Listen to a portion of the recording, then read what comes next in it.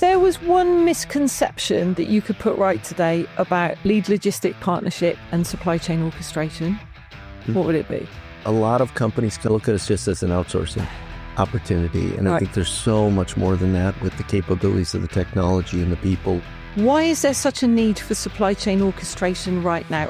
Where's the real genius? The real reason that there's real value right now is because the technology is changing so fast. The thing with technology is it automates it makes it more efficient, but it doesn't replace that expertise. Where's the biggest opportunity in the long run? It's the benefit of being able to react quickly. Nobody wants to have more inventory. Nobody wants to have more transportation cost, and nobody wants the disruptions. Well, something's got to give there. A lot of people think AI is going to solve all of our issues and identify these opportunities, and we'll just be able to in real time react. If you don't have carriers under contract that can ship on those lanes, you still have a lot of work to do to respond. Talk to me about a typical customer. Are they a typical size? Are they a typical shape? Well, we work with all sizes of companies. We have solutions for companies large and small. Predict the future. What's going to happen over the next 5 years? I tend to be a glass half full person. I was always one of those that said things will get back to normal. We have ships in the Suez Canal, and we have other storms and conflicts, and I like to think that these will stop, but I think we all have to realize that they're probably not. There'll be something else tomorrow. Jim, you're awesome. Oh, well. What else can we ask him? Welcome everyone to the Ultimate Supply Chain podcast, where we discuss all things supply chain. I am delighted today to be joined here in our facility at Milton Keynes by Jim Monkmeyer, who is our Global Head of Lead Logistics Partner and Supply Chain Orchestration. Welcome, Jim. Hi, it's great to be here. Thanks for having me. Not at all. We are going to discuss all things LLP today. The evolving relationship between 3PLs, 4PLs, supply chain orchestration, AI, digital twin, all that exciting stuff. But before we kick off, this is a new role for you, Jim. You've recently stepped into this global role. Give us a bit of background. How did you get here? Yeah, I've been in this role for just a couple of months. If you want to go way back, I got into transportation because I loved it and thought this was the place to be. And over time, moved around through a couple of companies, a few different companies, General Motors, Ryder Logistics, one of our competitors, and Rockwell International, and a few startups along the way. But I've been with DHL now for 10 years. And this new role, I've been doing, involved in this process of lead logistics partnership, or LLP, 4PL, for my entire career. Right. I will tell you that back, 4 decades ago, it was a very different process, mailing out routing instructions to suppliers, and then waiting for the freight bills to come in to pay them to see if people actually did what they were supposed to do. And now, Of course, we have a lot more automation in that process. It's been a lot of fun seeing the industry change over the years. For sure. Now, that accent's a giveaway. Have you always been in North America? Is this your first global role? Yes, my first global role. I'm staying in North America, but already have a lot of trips planned around the world to see the operations and work on our processes. Nice. So you say you've just stepped into this role. What are your first priorities? It's product development is the key, and that can really be done only around global processes. We have, I think, grown very, very quickly over the years based on a great entrepreneurial spirit at DHL. And but that has meant that we have different processes, and as we look to continue to improve our cost basis, our automation, our standards, we need to bring the teams more closely together. Nice.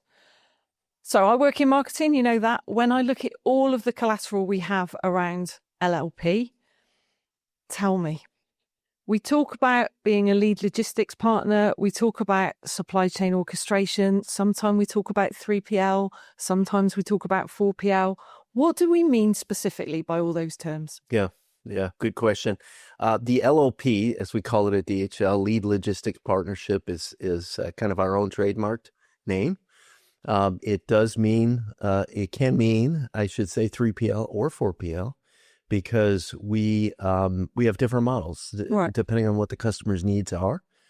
But typically, a 4PL or fourth party logistics company is managing a group of 3PLs for the customer. But we're in a unique situation of providing a lot of different capabilities to our customers. Some want cost certainty. They want us to take responsibility for damage, for freight bill payment, things like that, where they want a solution that's kind of an all-in solution where we can deploy some of our DHL solutions or outside company solutions, carriers, freight forwarders, and the like. And they want that cost certainty. On the 4PL side, traditionally 4PL is what I would call an agent model, where we are working on behalf of the customer for fees, and the freight costs and other related supply chain costs are transparent to the customer. Some customers prefer that because then they can have a say working with us in more of a collaborative environment to try to drive their overall costs down. Right. So if you were to summarize the customer challenges that a 3PL or a 4PL resolves, what are they typically? The difference between the two. So a 3PL would be focused on transportation, warehousing, or ancillary services, and minimizing those costs, improving those service, but really providing kind of a spot solution Right. To whatever they're being charged with. On the 4PL side, you're typically reaching across the different providers and trying to optimize overall the supply chain. And do many customers come to us for both? Is there a conflict of interest there at all? Typically there's not, because we operate in with firewalls where the customer wants us to do that, or if we're tasked with optimizing across and the customer's just looking for cost savings and the like and capabilities that DHL might have, then we look to contract with them in that way. So that we can take full advantage. So one can complement the other. Absolutely. And typically, do customers come to us first for 3PL and then develop into a 4PL requirement, or? I think I've seen it work both ways. Yep. They can come to us for both services at once. They come to us for 3PL and then realize we have a 4PL capability, or we're sought after for the 4PL capabilities, and we may be able to bring 3PL capabilities to the customer as well. So if there was one misconception that you could put right today about lead logistic partnership and supply chain orchestration, what would it be? One, I could think of a few offhand, but a lot of companies come to us and think and look at us just as an outsourcing opportunity. And I think there's so much more than that with the capabilities of the technology and the people and the centralization of services, visibility, but they are oftentimes looking for, how can I just keep my same processes and perhaps get a lower cost by outsourcing? Right. I mean, I've certainly, just in the marketing material we've produced, I've seen the terms changed over the 8 years I've been at DHL Supply Chain. Mm-hmm. Why is there such a need for supply chain orchestration right now? Or is that a misconception on my part? It feels like there's more demand. No, I mean, it's a bit of a buzz term, certainly. And it's been, I think, further defined within companies, shippers, manufacturers, as to what that is, more so than within the third party or fourth party community. I think the real reason that there's real value right now is because the technology is changing so fast. The advent of AI, but also other digitalization capabilities, RPA, robotic process automation, different tools and solutions that are suddenly able to handle very large data sets and bring us capabilities that we just didn't have. And maybe also a response perhaps to an acknowledgement of the complexity of supply chains. We've seen so much with changing in the geopolitical landscape absolutely. Off the back of COVID. More customers are looking for global solutions and solution providers than ever before. It's dramatically increased over just the last few years from what I've seen. the complexities, the resilience needs of supply chains, the disruptions because of storms to unrest to unfortunately a conflict between in regions that require companies to be able to change very, very quickly what their supply chains look like.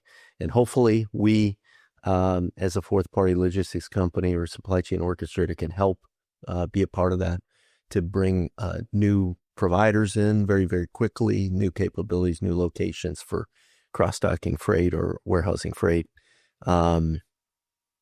because of the relationships that we have, or that we already have around the world. So that feels big and complex. Typically, what sort of contract term are we talking about here? This feels like a relationship and a partnership that's going to evolve over time and potentially change over time. I would say typically we're talking about 5 to 7 year type arrangements. I've seen 10 years. I've seen, 2 or 3 as well at the other end. But typically, if you want to invest in the capabilities and the technologies and really get the best bang for your buck, so to speak, you need to partner with somebody on a longer term basis. And so I'm interested, do customers come to us for prevention around that problem, or do they come for cure when it's happened? I would say there's some of both. I think people are looking for these solutions. Some know that these are out there. Right. Others certainly have come when they've had an issue or had an issue with an existing provider. We get a lot of those as well.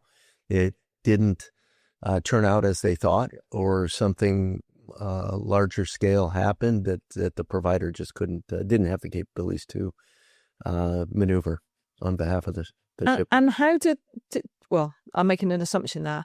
Do customers grow with us? Do they come for one solution and then we increment how we support them? Do. Right. And first of all, my first thought when you said that or asked that is that we have customers that have stayed with us in our LLP services, our 4PL services, for 20 plus years. Wow. And then others are, we've grown into that from other services that we provide, especially around our more of our managed transportation or transportation fleet-based services will grow into a 4PL relationship and vice versa. Again, I know from a marketing perspective, it's very difficult to show the value of orchestration. It naturally feels like something that is good to have. But how do we bring that value to life for customers? How do they measure the benefit of orchestration? Yeah, it's a challenge because the easiest thing is the prevention aspect. Nobody wants to count their cost avoidance. Yeah. They want to know when you actually save money. And it requires looking beyond transportation, which has really traditionally been the focus. The TMS systems, transportation management systems, was the big focus 10 or more years ago. And that still, at the end of the day, you're optimizing an order or a group of orders and figuring out how best to get them from point A to point B. What we have now with supply chain orchestration, the technology that is available, is the ability to orchestrate across the entire supply chain, looking at if there's a conflict, a disruption, where else do I have that product in warehouses, in transit, at suppliers, and in real time figuring out what can I do to get that product delivered from anywhere, essentially to anywhere.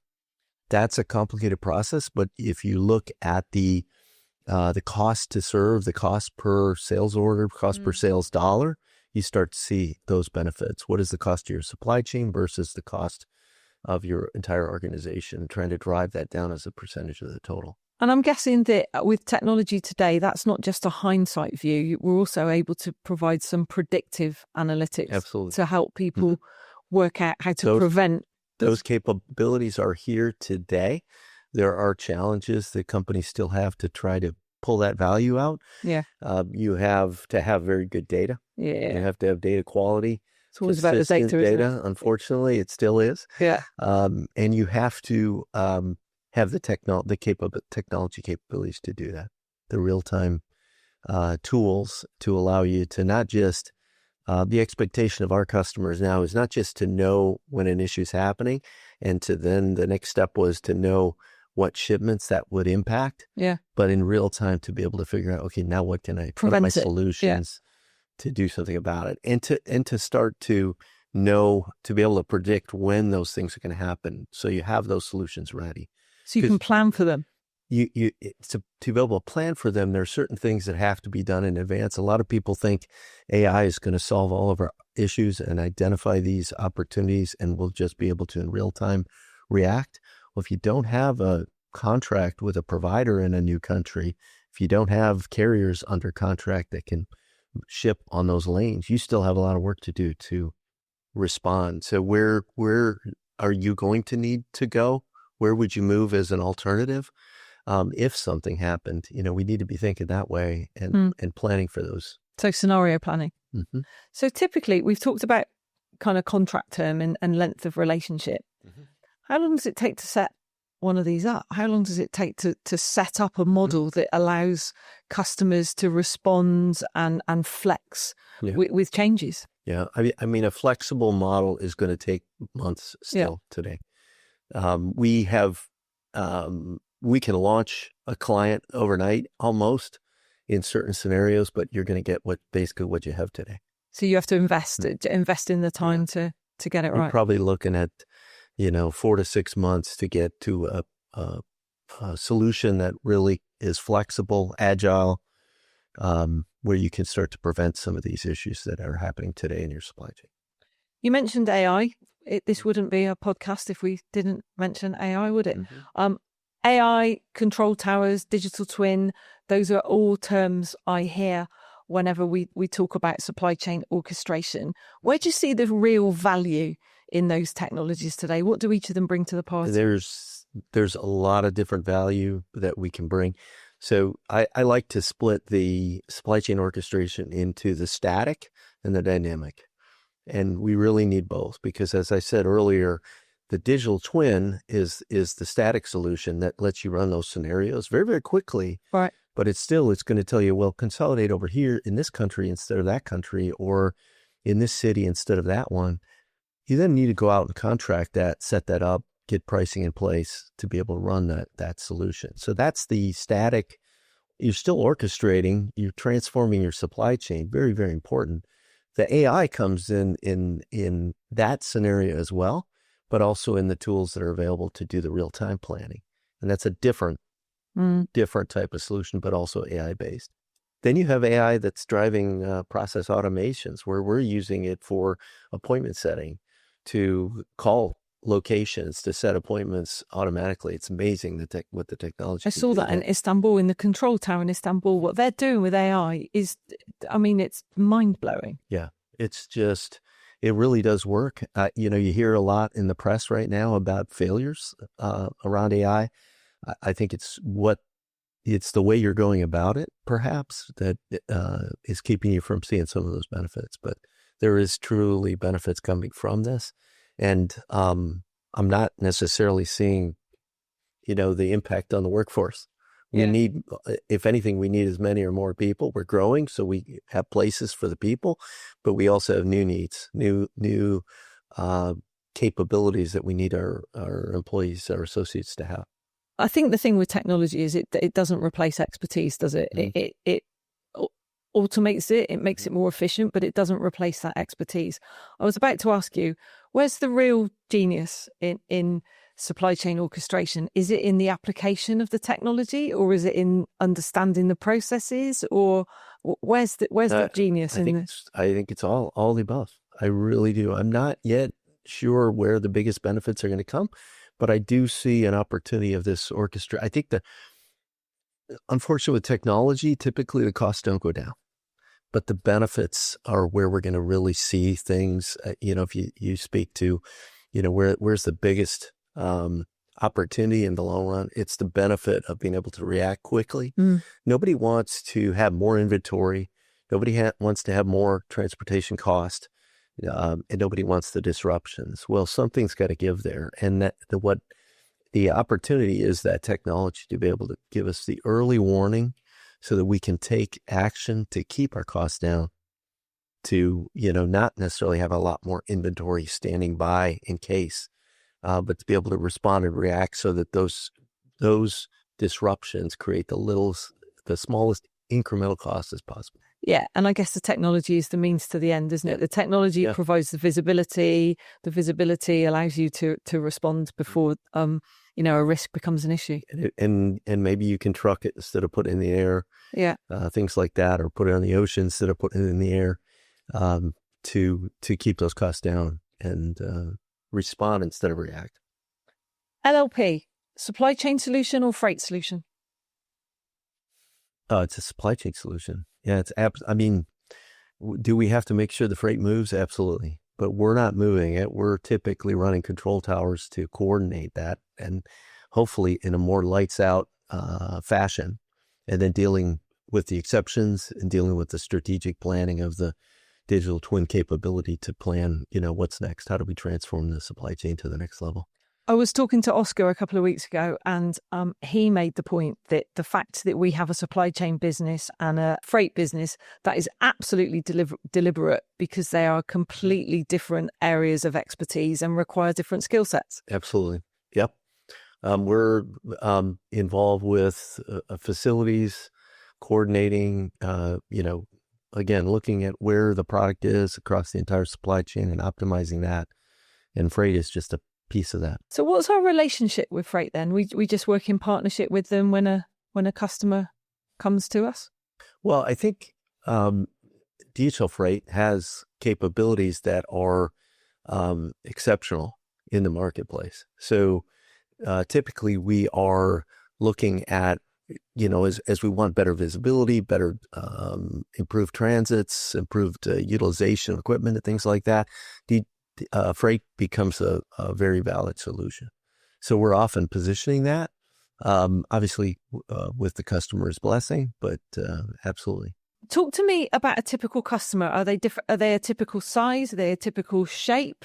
I think I certainly get the impression that supply chain orchestration customers are big customers. True? False? First of all, we work with all sizes of companies. We have solutions for companies large and small. I think we tend to focus on the large companies because there aren't as much competition in that area, and we have capabilities globally that very few companies have. And so we're a go-to for the large multinational companies. But at the same time, we have solutions for the mid-size and smaller customers to do very similar things and to deploy the technology across companies so we can keep the cost reasonable for those companies that are looking for something, of their size. Sure. Thinking about technology again, because we can't get away from it, is a fact of life.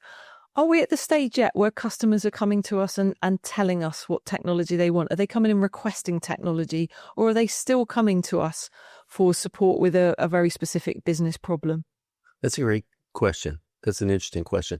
I would say it depends on the technology. If you look back, at the TMS systems, as I mentioned, and other capabilities that were more basic 10, 20 years ago, some of them have the tools, and they're looking for us to come in now and help them because they haven't really, I think they feel like they haven't gotten everything out of those tools that they can and should.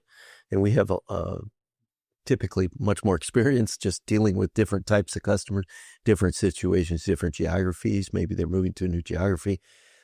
We are very open to using a customer's TMS, their own TMS, and just working off of those. But when you get into the newer technologies, they don't have that experience. So they come to us to see, what have we learned along the way? Because we'll typically, do the typical Gartner upper right quadrant, go after the very best, newest technologies that are available, and then do large scale RFPs to go through and vet those tools and capabilities to make sure we can deploy them across 6 continents. Yeah. Right. And then, and we can bring the customer some of that expertise. Sure. So we do it so the customer doesn't have to. Exactly. And then they can share the cost of it when we deploy it. Share it across other customers. Yeah, I'm with you. You said an interesting thing there about deploying it across 6 continents. Mm-hmm. Is there such a thing as a standardized solution for an LLP? There absolutely is. Yeah. I think we're constantly working on it to try to make it better and go deeper. But to be able to um, stay and continue to get more competitive, right, and bring more value to our customers, we have to continue to find ways to automate those processes. And the only way we do it effectively and can maintain the automation is to have that be standard. If I'm implementing 100 customers in a different fashion, even if it's slightly different, for me to try to deploy an AI solution to that, it's a lot of work. I have to essentially deploy it in different manners for each customer, and then I have to maintain it. Trust is always a big question whenever you're talking to customers about their data. To what extent are customers prepared to share that most valuable asset with us? I mean, I get that the more they share with us, the better the result we can possibly provide back to them. But is trust ever an issue for you? It is. I mean, if you think about a pursuit process, there's oftentimes limited data that's shared. Yeah.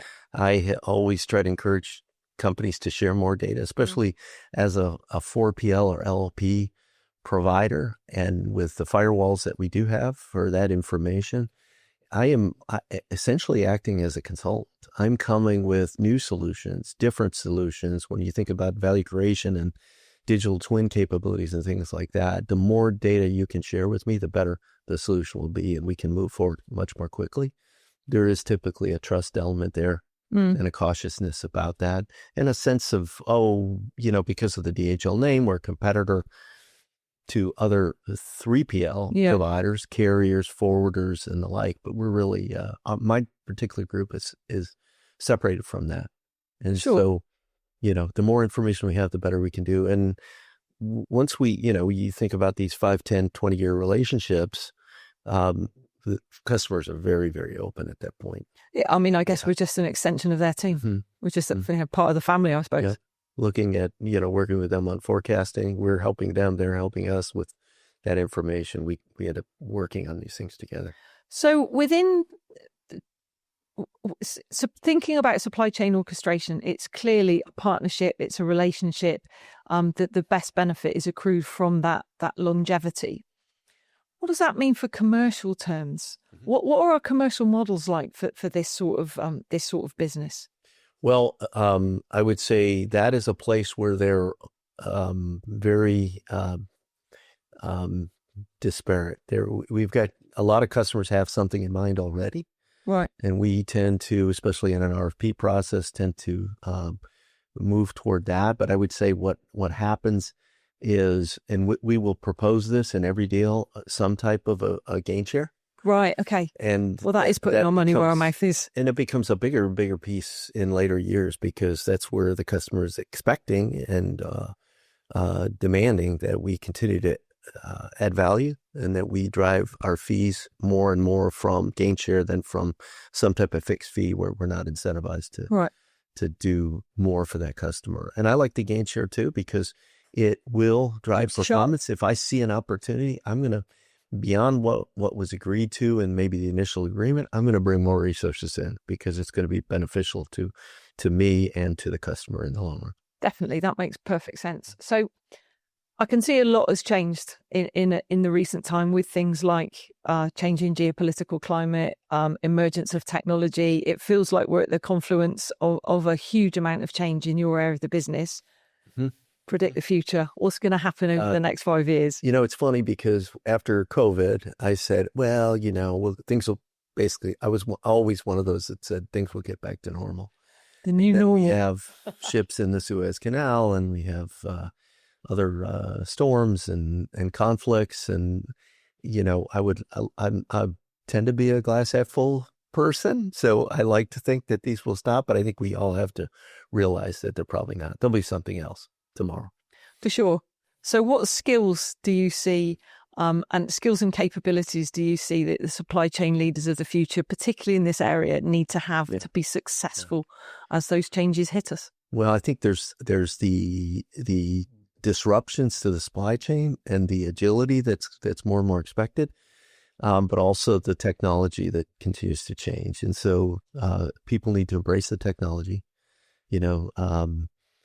we are trying to have everybody touching and using AI in some way, shape, or form. And typically in a very protected environment within our firewall where it makes sense. But we want everybody to be comfortable with it so that as we look at new opportunities and capabilities, the teams are ready to embrace it and the change management becomes a bit easier. But, as far as disruption, people that are able to think on their feet, that don't get stressed, that can collaborate because there's, if something new happens tomorrow, we have to get with our customers and figure it out sometimes, right, on the fly. And so people that can build those trust relationships where we can work together and collaborate, that's the best. That's going to be the best thing for our customers. And is that a reality? Are we literally working side by side with our customers, going through the data together, agreeing what the next steps might be, best customer relationships are the ones where we're doing that. Right. It may be, we have customers where we're having daily, stand-up meetings beginning of the day, just saying, okay, what's going on? What needs to be dealt with? It depends on the client and their situation, their type of environment. Yeah. Some of these, we're big into the data center market right now, and they move so fast. And then you have other customers where we perhaps more traditional, a monthly, quarterly, face-to-face type meetings and things. So we do have customers who are investing in analytics and understanding how these things are moving just as much as we are. They want to see the payback for everything that we do. Of course they do. Yeah, but they are absolutely investing. Yeah, and we still have some clients investing in sustainability as well, and that's an exciting area, place where DHL leads, and a place that we have been able to. We grow in other areas because they see us as a sustainability leader. Some companies aren't prepared just yet to make big investments, but we're investing to ensure that they know that we can help them when they're ready. So investing ahead of the curve before customer demand, make sure we're there before we see that demand hit us. Absolutely. Yeah. Amazing. Jim, thank you so much for making the time today to take us through the differences and the similarities between 3PL, 4PL and supply chain orchestration. Thanks, Lou. It's been a real pleasure. This is still such an exciting area of the business, and love to talk about it. So I hope you've enjoyed this session as much as I have. It's been really fascinating to understand how we're turning data into insight and insight into competitive advantage for our customers. Thank you once again for tuning in to the Ultimate Supply Chain Podcast. Please let us know if you've enjoyed this, if there are other things you'd like us to cover. Don't forget to follow us on all your favorite platforms.